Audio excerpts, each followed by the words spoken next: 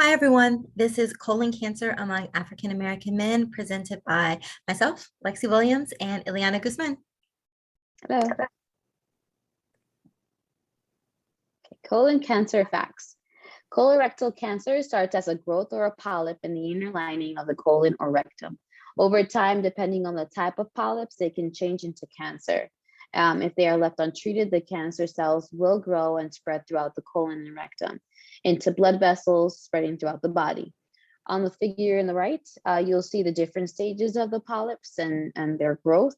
Once they reach a certain size, they spread into the lymph nodes, blood vessels, and then other organs of the body and affect those areas. There are three types of polyps. There are the adenomas, which are precancerous. There's the sessile serrated polyps and traditional serrated adenomas, which are also precancerous. And then there are hyperplastic polyps and inflammatory polyps, which are not precancerous. Symptoms associated with colorectal cancer include weight loss, pain, lack of energy, decreased appetite, blood loss, and a change in your bowel habits and bowel movements. Disparities of colon cancer among African American men in the US. According to the American Cancer Society, the colon cancer incidence and mortality is highest among African American men. And this has been the case for many, many decades. This is largely due to different risk factors. On the right, you'll see in the figure, there is a comparison between African American men and men of different and other races in the United States. And you'll see that African American men have the highest incidence and mortality rate. Our goal was to identify what factors contribute to this health disparity and what is being done to decrease this health disparity. Methodology. We used a variety of sources. We used peer-reviewed journals, news articles, organizational websites, and government resources to gather information. We did this to gather a consistency of information as well as a variety of different sources of information. From all of our research and the sources I mentioned previously, we found 7 common risk factors that affect this particular population, African American men.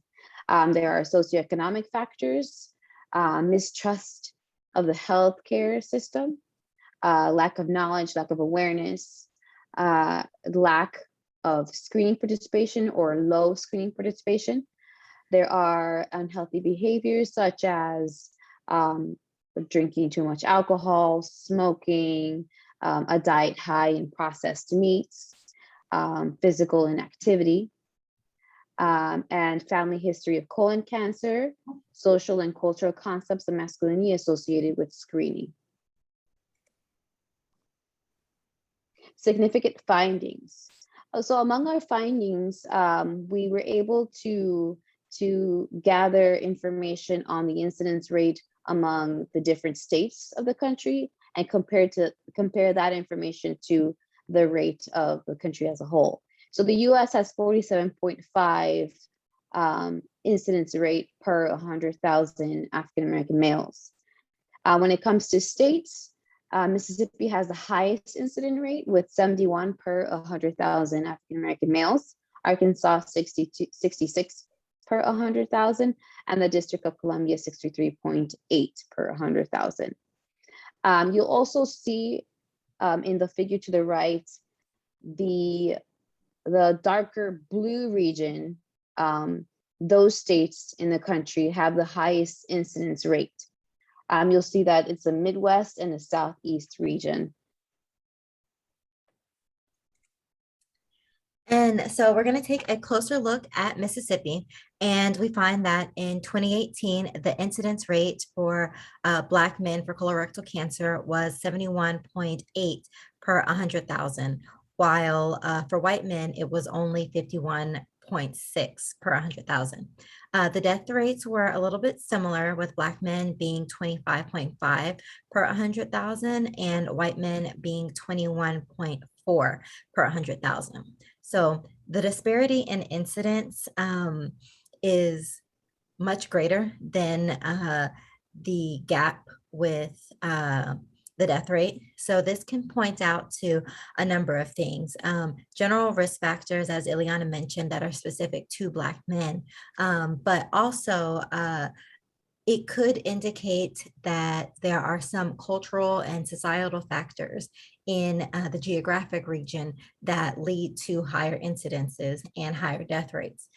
In rural areas, this could be because of a lack of public transportation, a lack of access to specialty health care. It could also be due to a diet, possibly further away from grocery stores.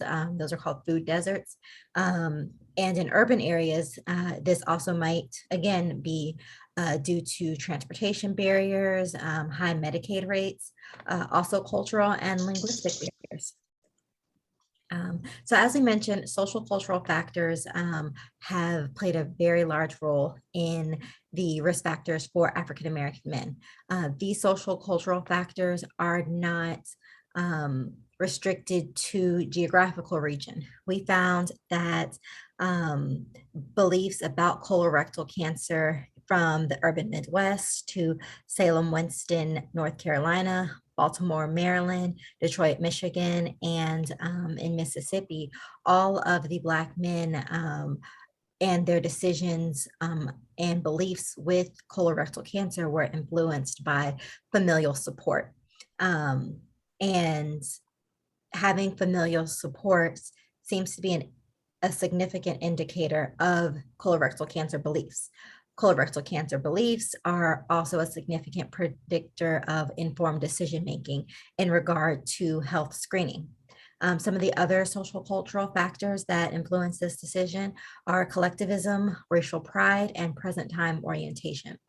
Present time orientation is how the individual feels that colorectal cancer can be part of his present everyday life. If they believe that, colorectal cancer is something further away that is not applied to them, that decreases the risk of them getting screened.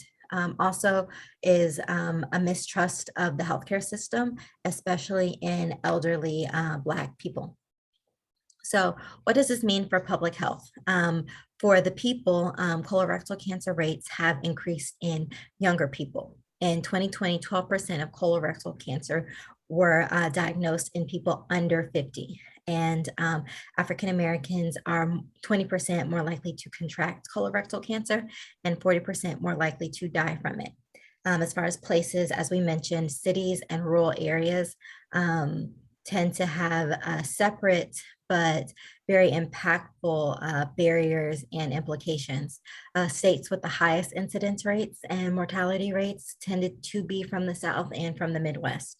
And in regards to time, currently the guidelines suggest screening begin at 45, but maybe in the future, the screening rate will decrease because of the increase in younger people who are being diagnosed with colorectal cancer.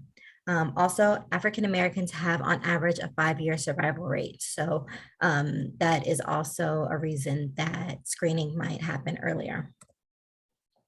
Practical and clinical recommendations, as I mentioned, social and cultural factors play heavily in the beliefs of colorectal cancer and screening for colorectal cancer. So community-based participatory research can play a huge role in helping this.